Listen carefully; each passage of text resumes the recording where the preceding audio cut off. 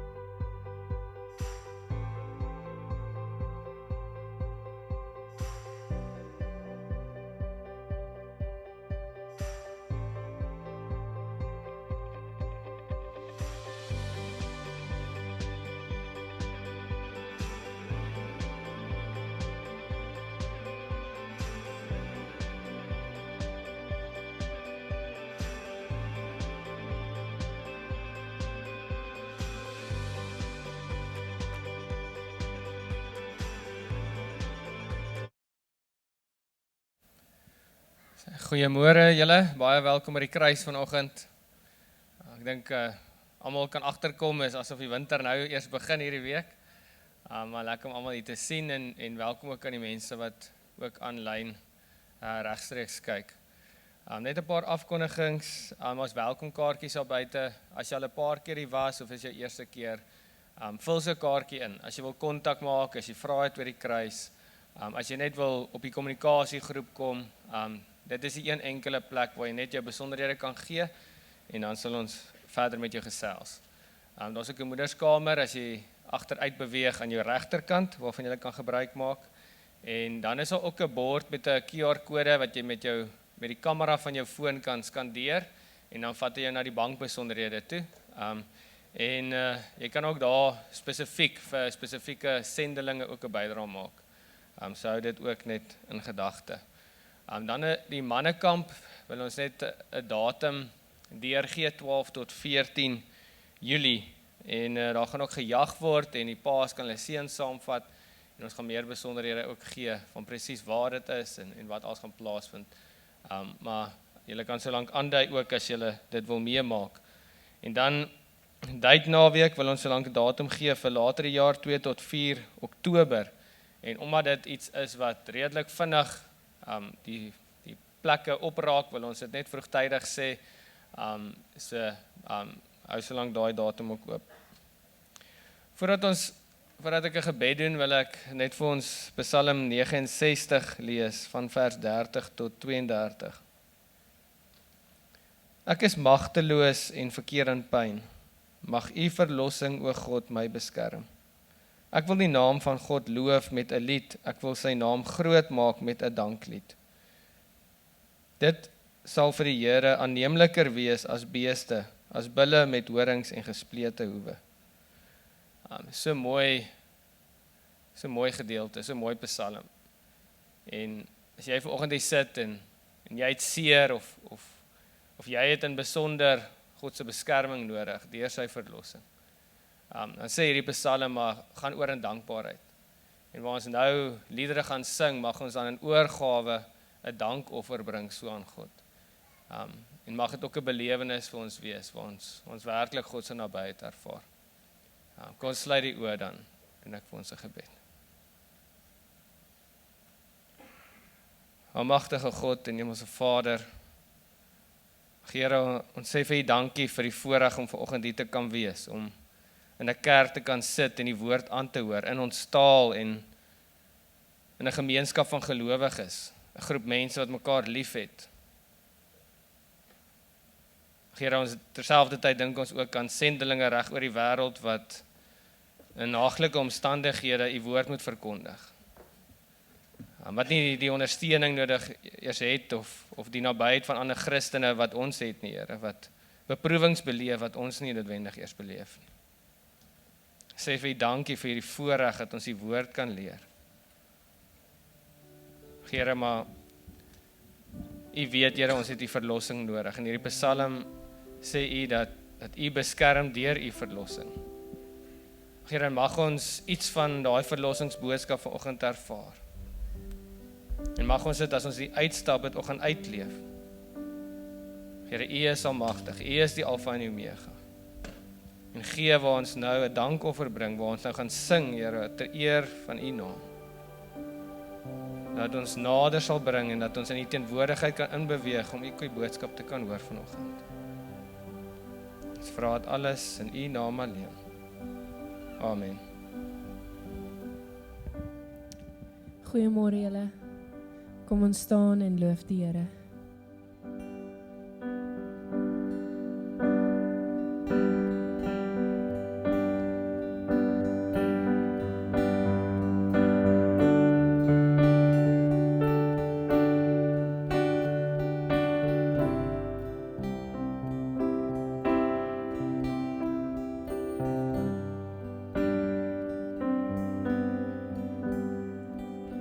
Open the eyes of my heart, Lord. Open the eyes of my heart. I wanna see you. I wanna see you. Open the eyes of my heart, Lord. Open the eyes of my heart. I wanna see you. I wanna see you. To see you high and lifted up, shining in the light of your glory. Pour out your power and love as we sing, holy, holy, holy.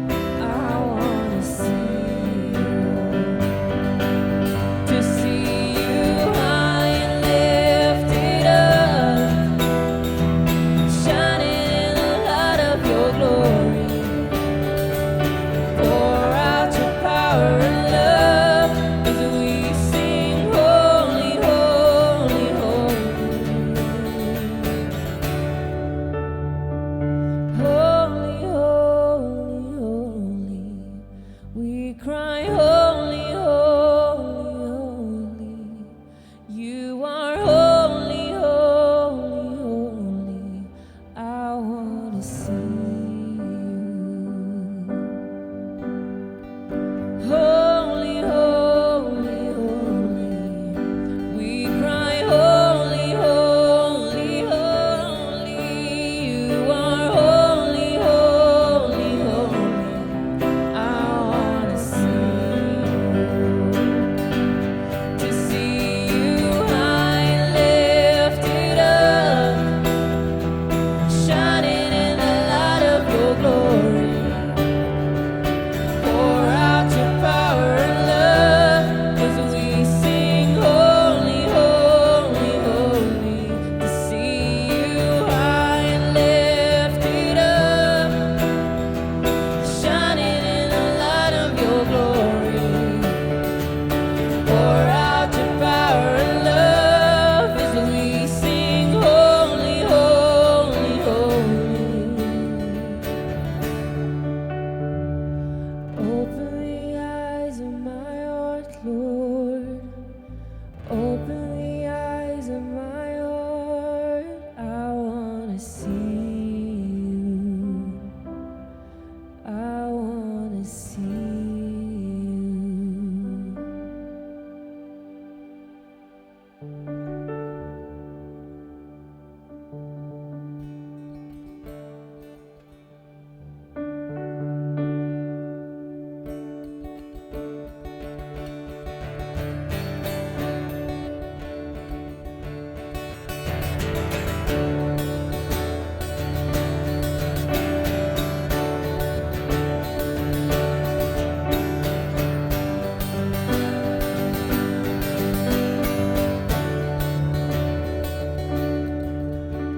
Sien in my gees die glorie en die almag van die Heer, die Allerhoogste, wat in liefde oor sy koninkryk regeer.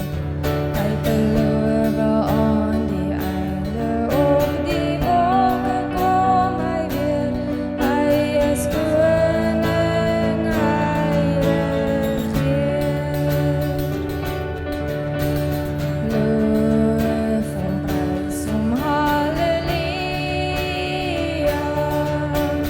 Loof en prys hom, halleluja. Loof en prys hom, halleluja.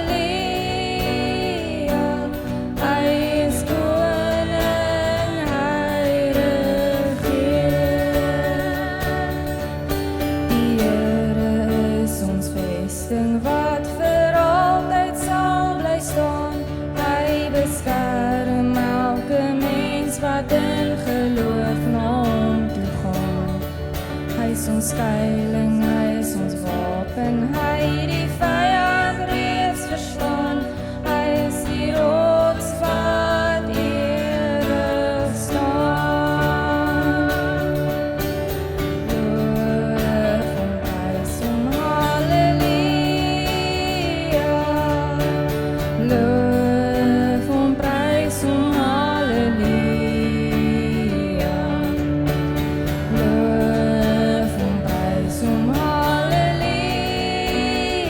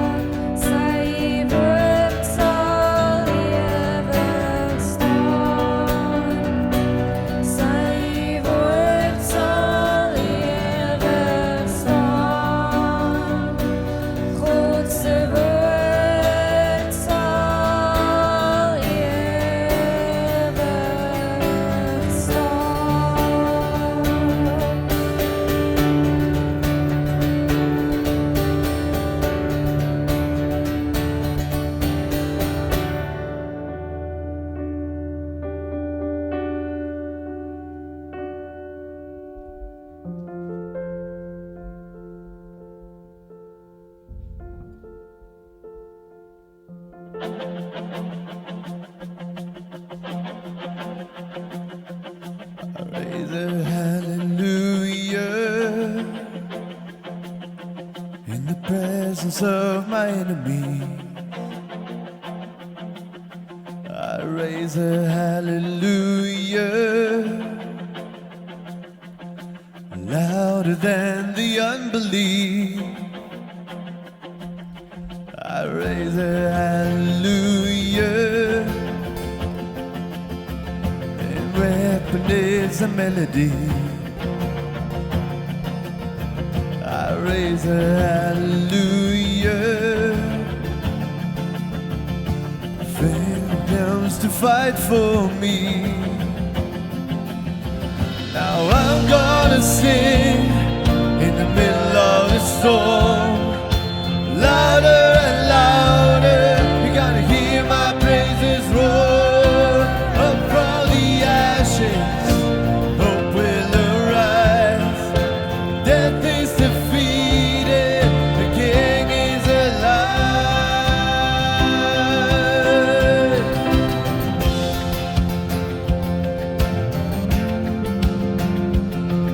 I raise a hallelujah with everything inside of me. I raise a hallelujah.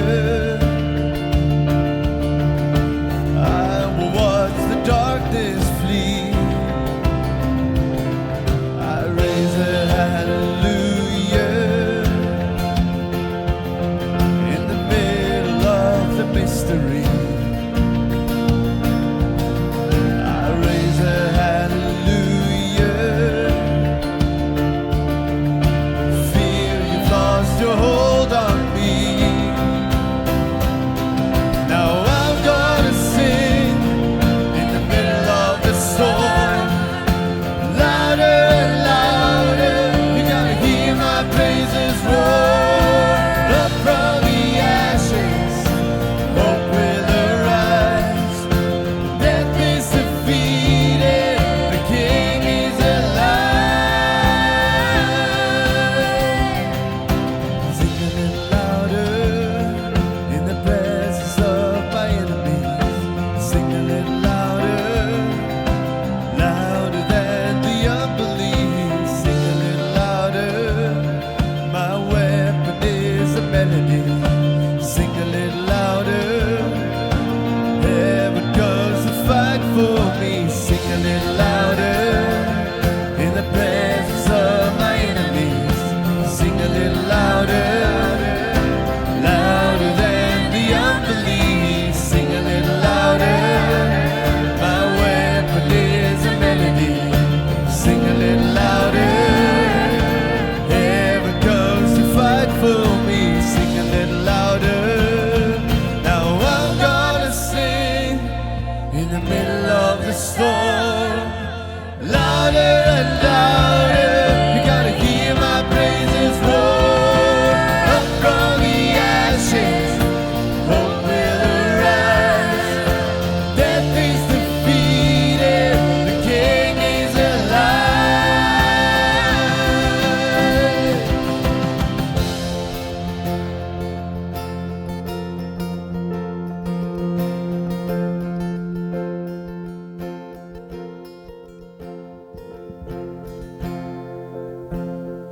Ons almagtige Hemelse Vader. Here, ons dankie dat U deur die Heilige Gees in ons werk, dat ons in die midde van storms, in die midde van die moeilikste omstandighede, dat ons nog steeds U kan loof en prys, en besonder in tye soos dit. En Vader, ons dankie ook vir hierdie spesifieke boek wat U vir ons gegee het in die Bybel, Kolossense, wat ons ook U al hoe beter kan leer ken, wat ons 'n groter perspektief kan kry van wie U is en wat U vir ons kom doen het. En Vader, ons bid ook soos dat ons nou uit U woord hier gaan lees, want ons nou so uit Kolossense gaan lees. En ons bid, Heer, dat ons die diepte van hierdie boodskap kan besef. Dat ons die groot genade kan besef wat dit is om ook hierdie brief vandag te kan hê. Om hierdie openbaring te kan beleef van wie U is. wie ons koning is, wat U vir ons kom doen het, wat so groot genade ons ontvang. Vader, ons bid ook so dat waar ons van hierdie wonderlike dinge lees, dat dit nie vir ons leefwoorde sal wees nie, maar dat ons elkeen diep in die hart sal tref, dat dit ons lewens sal verander, dat ons in hierdie wêreld sal uitgaan en hierdie groot genadige boodskap gaan verkondig. Hierdie goeie boodskap, hierdie evangelie gaan verkondig aan die wêreld. Ons het 'n koning. En hy is 'n wonderlike koning. Waardig om geloof en geprys te word. In Christus naam. Amen.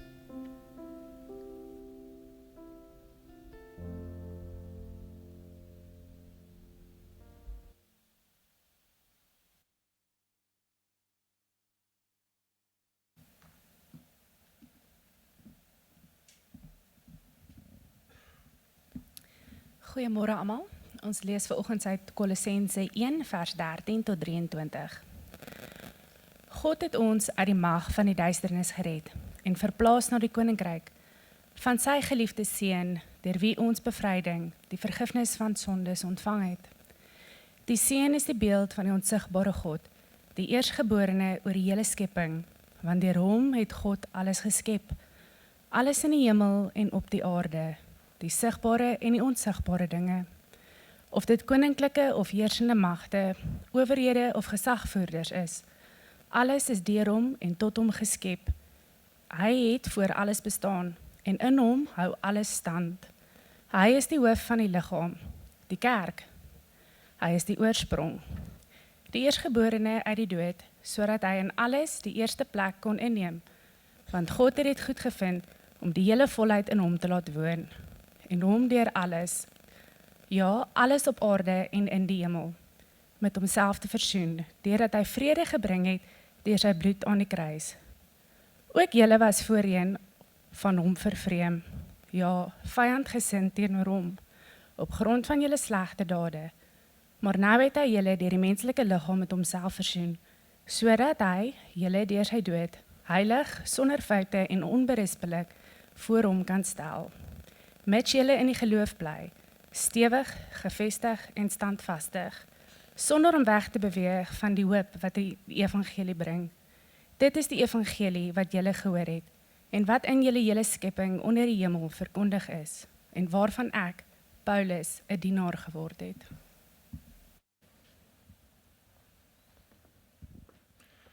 Dankjewel Marie. Ja, dan kan die kinders ook nou na die kinderbediening toe gaan.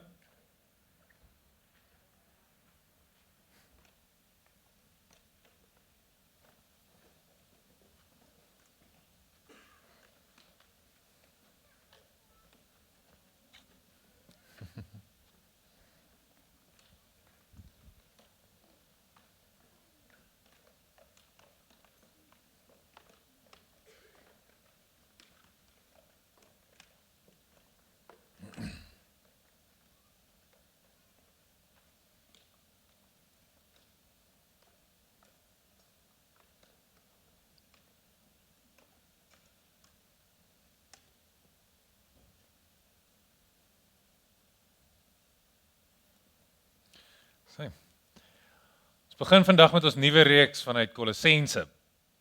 Nou, die stad Kolosse bestaan nie meer vandag nie. Om die waarheid te sê, die stad bestaan al eintlik vir 800 jaar nie meer nie. Maar toe die stad wel bestaan het in Paulus se tyd, was die stad in die Romeinse provinsie van Klein-Asië. As inwoners van die Romeinse provinsie Asië, het hulle almal aan een van die grootste ryke in die geskiedenis behoort. Hulle was Romeinse onderdane in 'n wêreld van die keiser. Maar dit was nie die hele storie nie.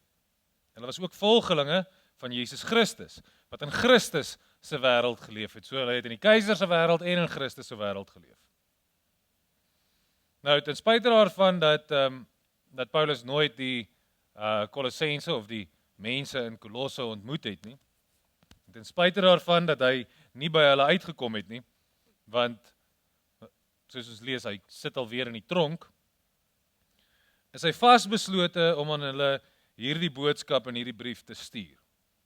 En hy was goed bewus van hoe gevaarlik hierdie boodskap ook was. Die dinge wat Paulus in hierdie brief aan die gemeente sê, is polities inkorrek. Is polities onaanvaarbaar in sy dag. En in daardie dae, onder die Romeinse regering, was dit uiters gevaarlik om polities inkorrek te wees. Net soos wat dit ook nog vandag in sekere lande is. In die brief praat Paulus oor kosmiese en ewige werklikhede in universele terme. Hy sien die wêreld in swart en wit, met almal verdeel onder die heerskappy van duisternis en die koninkryk van lig. Maar hy sien Jesus staan bo dit als.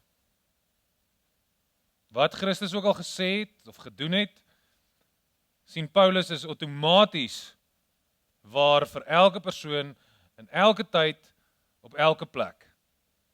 Daar is geen uitsonderings nie. Hy is die universele koning. En dit is wat Paulus daardie selfvertroue gee om Christelike waarhede te verkondig, maak nie saak in watter omstandighede hy is nie. Dit is wat hom krag gegee het om martelaarskap in die gesig te staar en nogtans staande kan bly.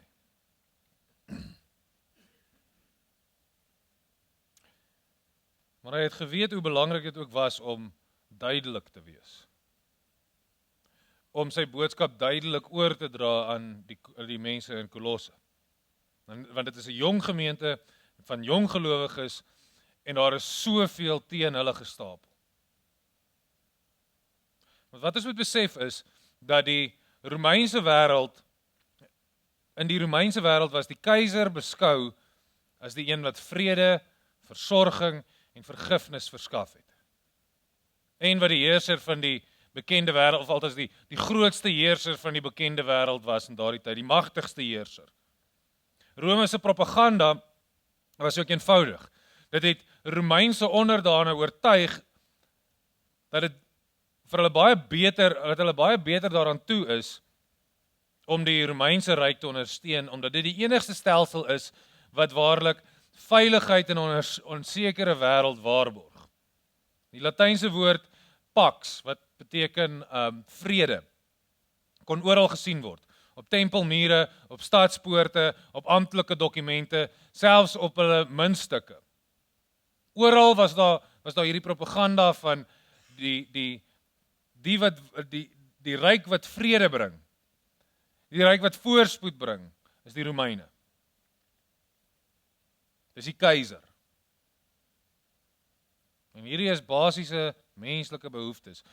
Ek dink byvoorbeeld ook soos wat ons almal wat nou, as jy hier in die strate ry, dan sien jy ook iets soortgelyk. Al hierdie plakate wat nou voor die verkiesing wat nou vir jou sê, hierdie party sal dit gee, hierdie party sal dat gee. Ek sien een van die wat nogals uitstaan is 'n werk in elke huis.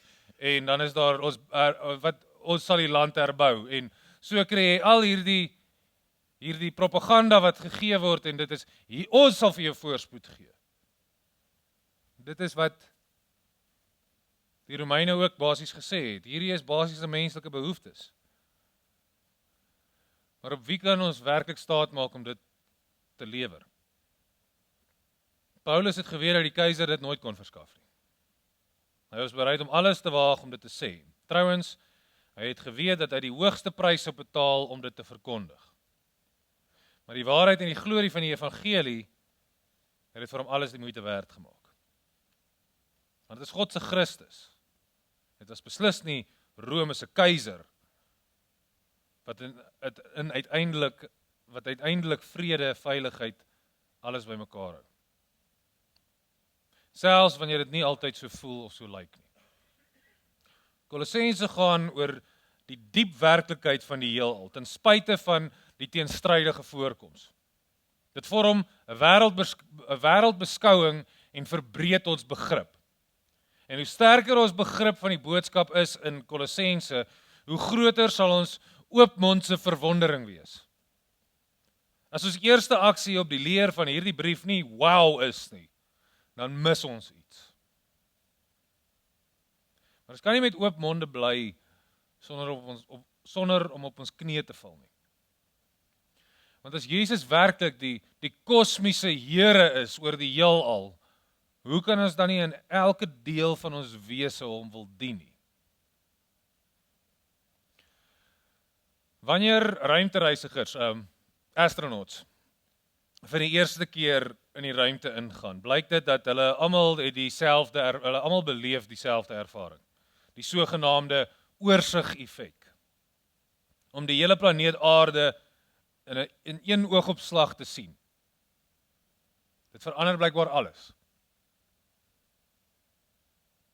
Die broosheid van lewe op hierdie blou kolletjie in die heelal is tasbaar. Nasionale grense lyk nie meer so belangrik nie. Klein bekommernisse verdwyn deur hierdie kosmiese perspektief. Dit word gesê dat dit werklik vir hierdie mense oorweldigend is. En slegs 'n klein groepie mense het hierdie voorreg al gehad. Maar almal wat Kolossense lees en dit absorbeer, kan iets selfs meer merkwaardig verkry. God se oorsig-effek. Wanneer ons duidelik sien dat koning Jesus die Here van alles is, dan kan niks ooit weer dieselfde wees nie. Hierdie gedeelte wat ons gelees het, beskryf dit eintlik so wonderlik, hoe Jesus Christus koning oor die heelal is. Ons lees in vers 15 dat Christus die eersgeborene is oor die hele skepping.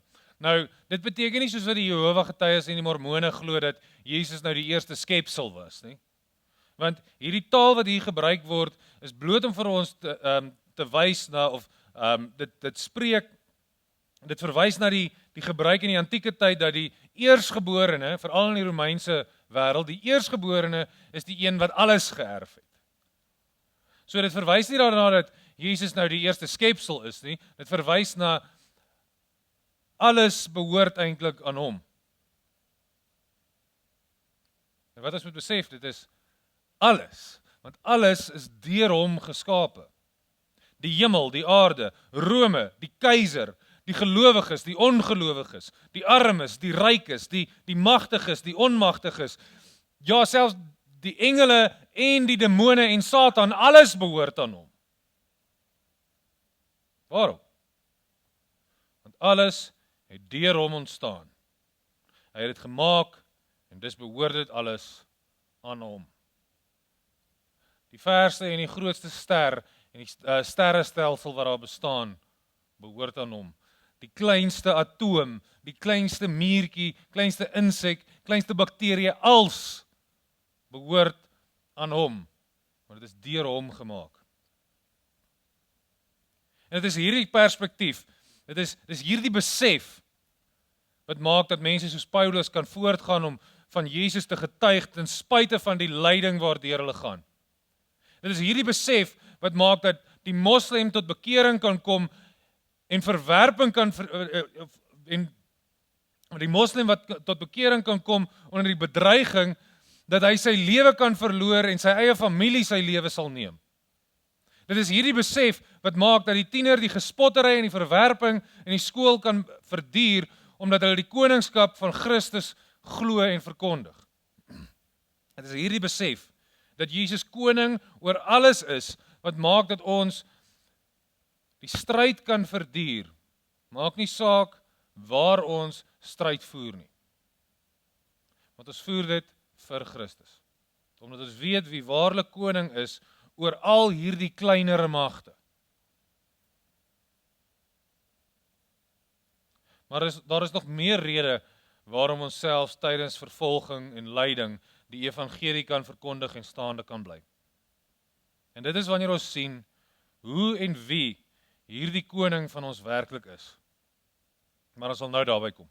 Voor ons daarby kom, moet ons eers die vraag vra: as Christus werklik die koning is oor alles, waarom is daar dan soveel pyn en lyding in hierdie wêreld? As Christus koning is oor die heelal, hoe is dit moontlik dat daar in die geskiedenis mense is soos byvoorbeeld Stalin wat 20 miljoen van sy eie mense doodgemaak het, of Hitler wat miljoene mense vermoor het? Hoe is dit dat daar regerings is wat korrup is en mense onderdruk vir hulle eie gewin? Hoe is dit moontlik dat daar dan ouers is wat hulle kinders mishandel en kinders is wat hulle ouers haat en selfs vernietig? As Christus werklik koning is oor die heelal, hoe is dit moontlik dat huwelike uitmekaar uitval en mense mekaar haat en vernietig? So besef dat die wêreld waarin ons woon, is nie hoe God hierdie wêreld gemaak het nie. In die tuin van Eden was dinge aanvanklik nie so gewees nie. Daar was vrede, oorvloed, liefde, regverdigheid. Alles was perfek onder die heerskappy van God. Maar toe kom die Satan en die mens in opstand teen die heerskappy van God en bring sonde in die wêreld in.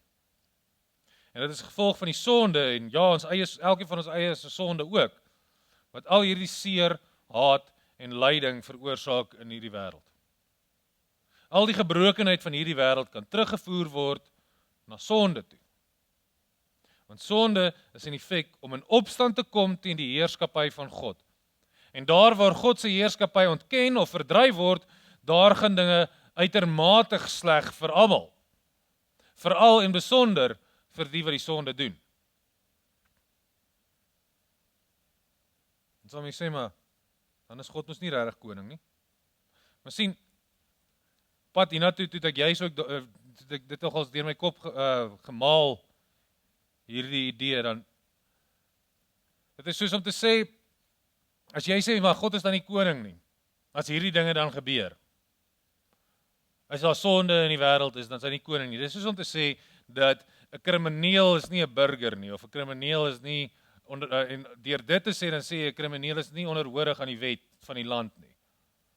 Net omdat daardie persoon 'n krimineel is, beteken nie hulle is, net omdat hulle self buite die reg beskou, of dat hulle nie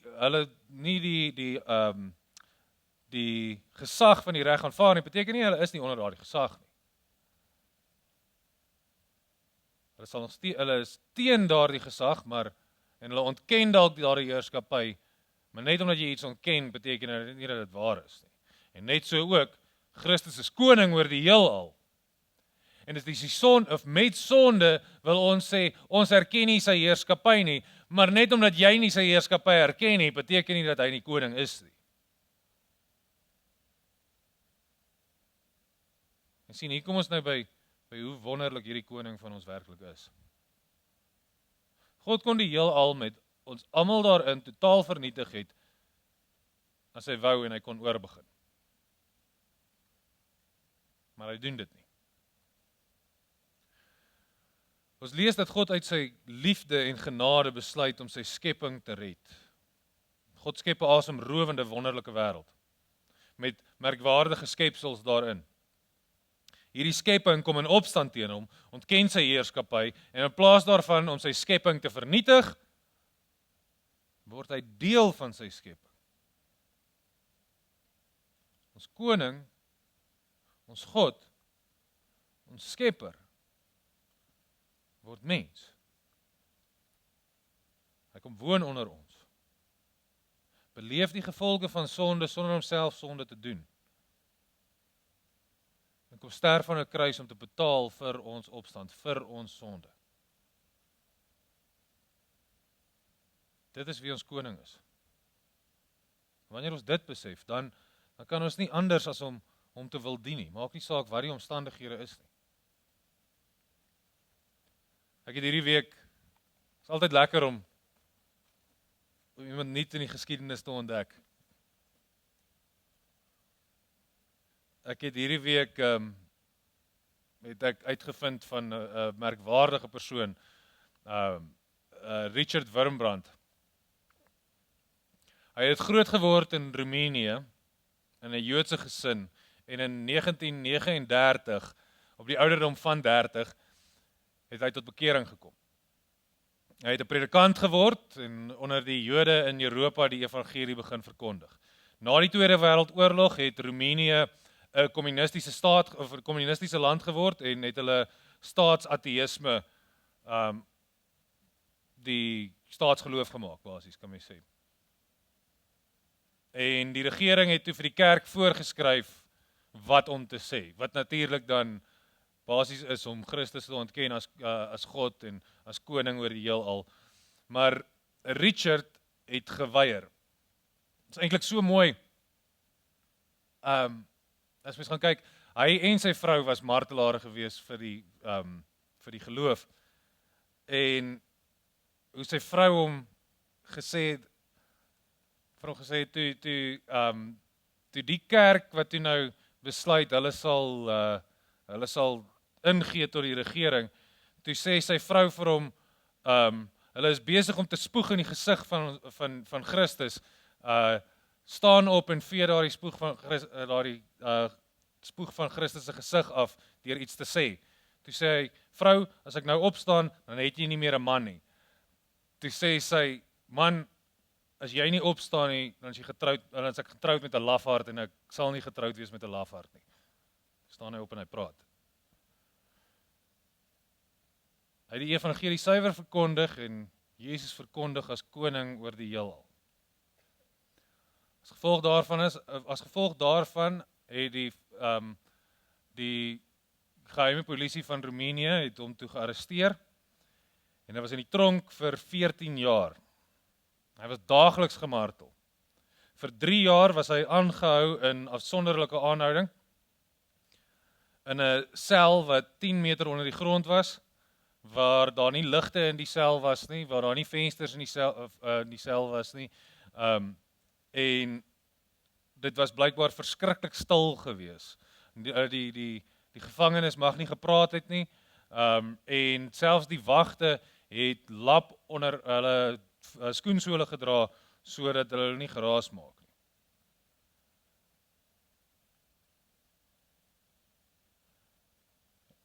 En dit was so vreeslik stil gewees. Iets wat wonderlik is, mens kan nou nog video's gaan kyk op YouTube van Richard Wurmbrand, wat hy sê, dit is soos of hulle dood gegaan het, in daardie oomblik, in daai 3 jaar wat hy daar was. Want jy was in totale duisternis, en daar het jy net met jou eie gedagtes gesit. Maar hy sê ook, dit is daar waar sy geloof vir hom bewys het, dit is waar. Want dit is deur dit wat God hom gedra het, wat hy besef het wat se mens hy is, en wat hy gedink het aan alles wat hy gedoen het, en wat hy soveel berou gehad het, maar tog het hy God se genade beleef. Hy is daagliks geslaan, uitgehonger, verneder. Daar selfs aan sy vrou gesê dat hy oorlede is. Sy het dit gelukkig nie geglo nie. Hy het later jare vertel dat daar 'n ooreenkoms was tussen hom en die wagte. Die ooreenkoms was dat as hy die evangelie gaan verkondig, dan gaan hulle hom martel. So toe sê hy, hy het die evangelie verkondig en hy was gelukkig, en hulle het hom gemartel en hulle was gelukkig. So dit is 'n wen-wen. Ek sal mens wonder, aan wie is dit wat hy dan verkondig het? Want as hy die hele tyd so opgesluit was, aan wie kon hy verkondig? En hy sê, hy was eintlik so gelukkig wanneer hy gearresteer was, want hy weet, daardie ou wat hom gaan martel, hy lees nie 'n Bybel nie, hy kom nie by 'n kerk nie, hy hoor nooit die evangelie nie. So tussen die kere wat hy geslaan word, want hy sê, die wagte raak ook, die ouens wat hom martel, hulle raak ook maar moeg, dan begin hy die evangelie aan hulle te verkondig. En so het baie van hulle tot bekering gekom.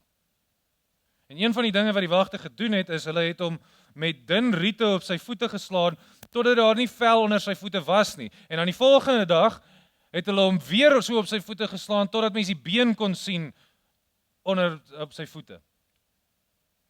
En nogtans het hy aangehou om die evangelie te verkondig. Hulle kon hom nie keer nie. Hoekom kon hy dit doen?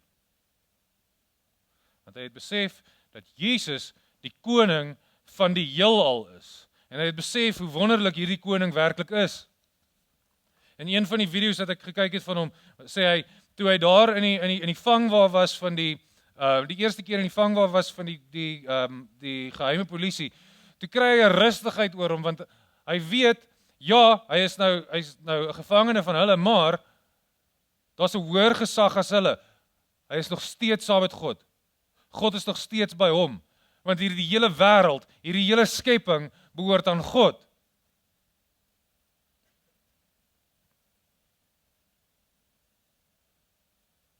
Hoekom kan hy dit doen? Hy het besef dat Jesus die koning is van die heelal en hy het besef hoe wonderlik hierdie koning werklik is. En in verband hiermee het hy ook gesê, die mooiste vir hom van die Bybel, die mooiste vir hom van die evangelies, is dit wat nie in die evangelie staan nie. Dit klink dalk onbybels. Gee my kans, Herman. Die disippels het Jesus in sy uur van nood verlaat en verloon. Ons hoor nêrens, ons lees nêrens dat hulle hom om verskoning gevra het daarvoor. Want toe hulle hom sien na sy opstanding, moes hulle sekerlik gesien het hoe gretig hy was om hulle te vergewe. Hy het nie vir hulle gesê hoe sleg hulle was en dit teen hulle gehou dat hulle in sy uur van nood hom verlaat het nie. Hulle het sy liefde gesien, sy genade, hy het hulle vergewe en hulle het hom aanbid. Dis waar vir ons ook. Wanneer ons na Christus toe kom, ja natuurlik het ons berou oor ons sonde, maar dit is nie soos of Christus vir jou kom sê, jou slegte mens, hoe durf jy dit gedoen het? Hoe durf jy so 'n lewe geleef het? Hy sê vir jou, hiervoor het ek betaal. Richard kon al hierdie lyding verduur, omdat hy besef het, Jesus is die koning van die heelal en hy is die beste koning wat ons ooit kon voorvra. Hy is 'n koning wat self gelei het vir sy eie skepping, wat teen hom gedraai het, met die doel om sy skepping te kan vergewe. Hoe kan hy nie hierdie koning wil dien nie? Hoe kan ons nie hierdie koning wil dien nie? Ons kyk na mense soos hierdie, mense soos Paulus, mense soos Richard Wurmbrand en ons dink, maar hulle is besonderse mense en ons sal nooit soos hulle kan wees nie.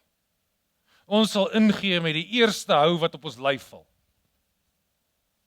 En dan wonder ons, is ons werklik so sterk om staande te kan bly in so 'n worstelstryd? Ons twyfel soms of ons sal staande bly in ons eie worstelstryd waarin elkeen van ons onsself bevind, wat dit ook al mag wees. Watter teestand ons ook al beleef as gevolg van die feit dat ons eerder opstaan vir die evangelie van Christus as om te buig voor die kleinere magte wat eintlik ook onder die heerskappy van Christus val. Al ontken hulle dit. Maar Paulus gee vir ons die troos dat ons kan staande bly. Want die krag wat hierdie geloofshelde gewys het, is nie hulle eie krag nie. Paulus sê in vers 29 van Kolossense 1, terwyl ek die worstelstryd voer in ooreenstemming met sy krag, wat met mag in my werk. Die krag om staande te bly tydens vervolging en beproewing is God se krag. En dit is net verdere bewys van hoe wonderlike koning, wat 'n wonderlike koning ons dien. Hy hou hom staande tot die dag wat hy weer kom en alle opstand teen hom gaan vernietig. En ons tot in die ewigheid in sy wonderlike heerskappy sal woon. Amen. Ons bid saam.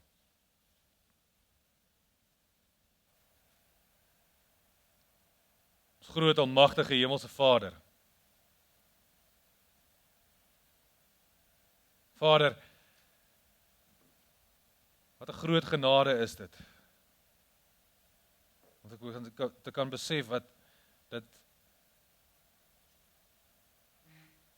ons koning, die koning oor die heelal, ons Here Jesus Christus,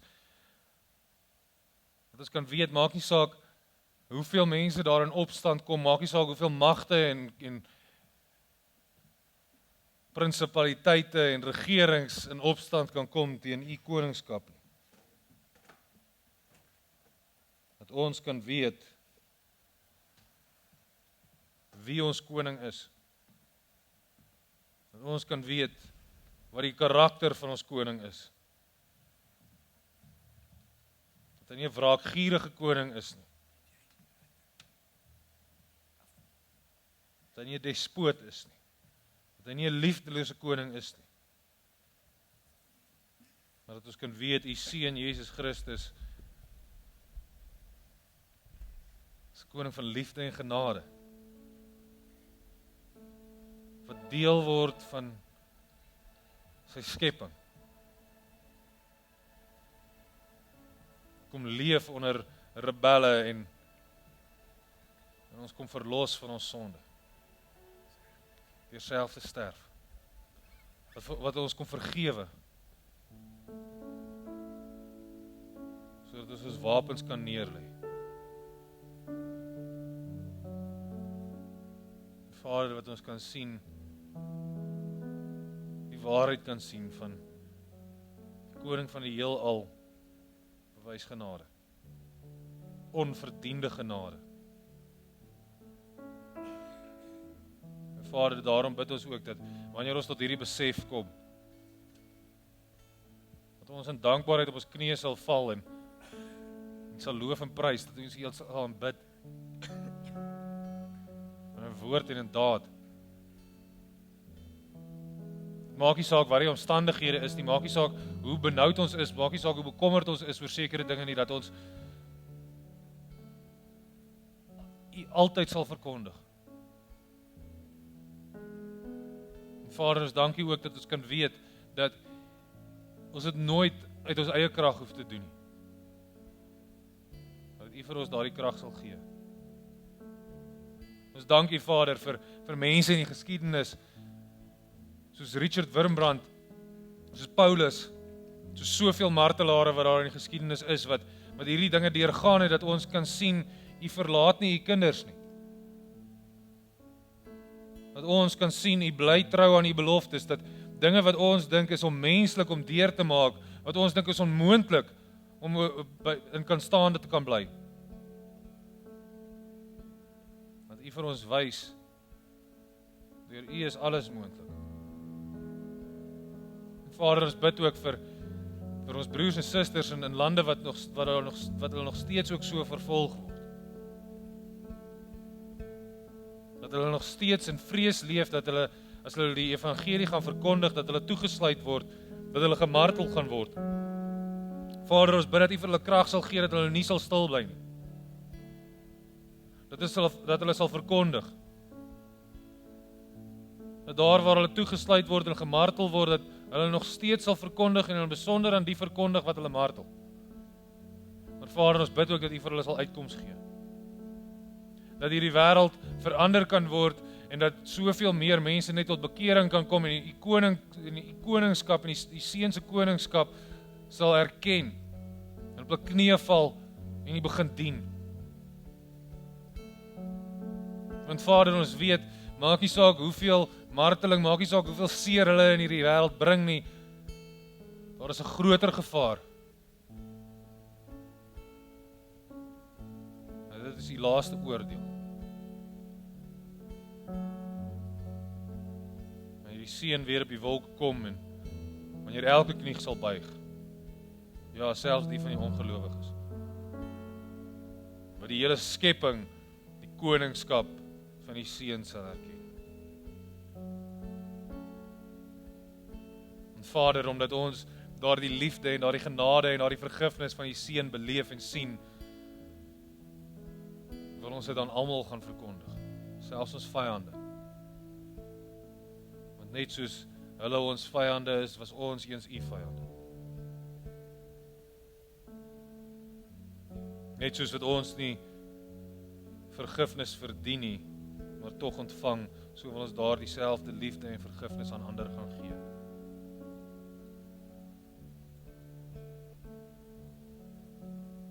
Vader, gebruik ons om dit te doen, want so bring ons net nog meer glorie tot U naam. En so word daar net al hoe meer stemme by die koor gevoeg wat U lofprys. mag ons die lof prys elke dag, in woord en in daad, in Christus naam. Amen. Kom ons staan en sluit af.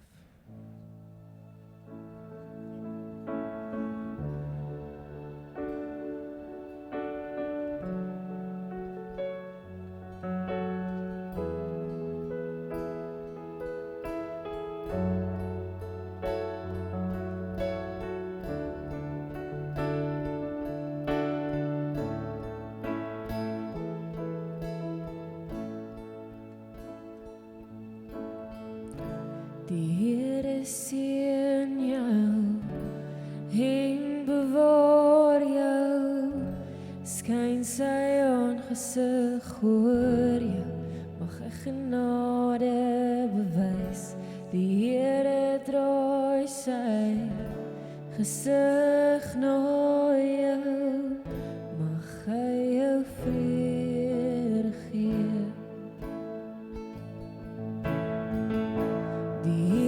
Seën jou en bewaar jou, skyn sy aangesig oor jou, mag hy genade bewys.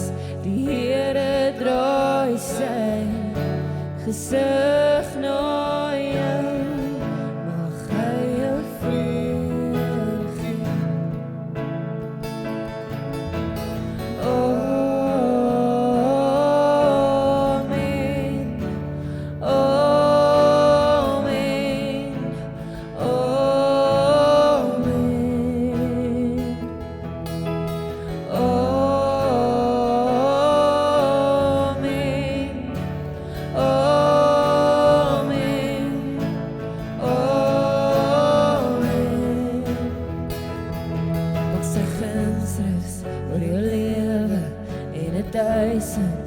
Generasies, jou familie en jou kinders en al kinders en al kinders, mag sy guns rus oor jou lewe en 1000 generasies, jou familie en jou kinders en al kinders en al kinders, mag sy vrede jou vooruitgaan, agter jou staan en langs jou staan.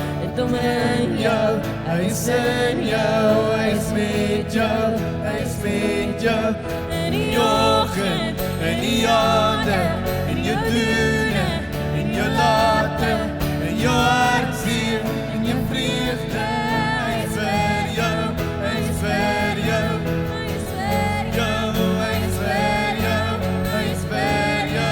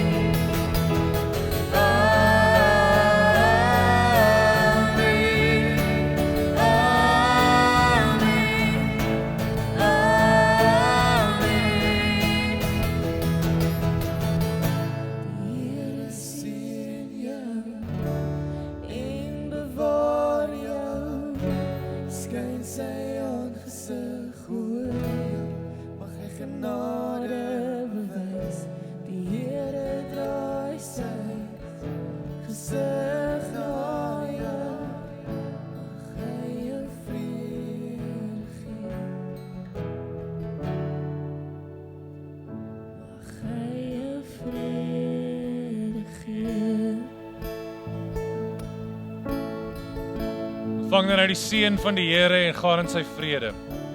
Die genade van ons Here Jesus Christus en die liefde van God die Vader en die gemeenskap van die Heilige Gees bly met elkeen van julle. Amen.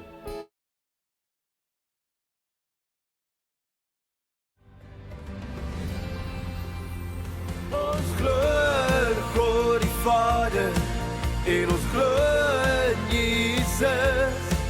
Ons glo in die Heilige Gees en hy bring die lewe terug. Ons glo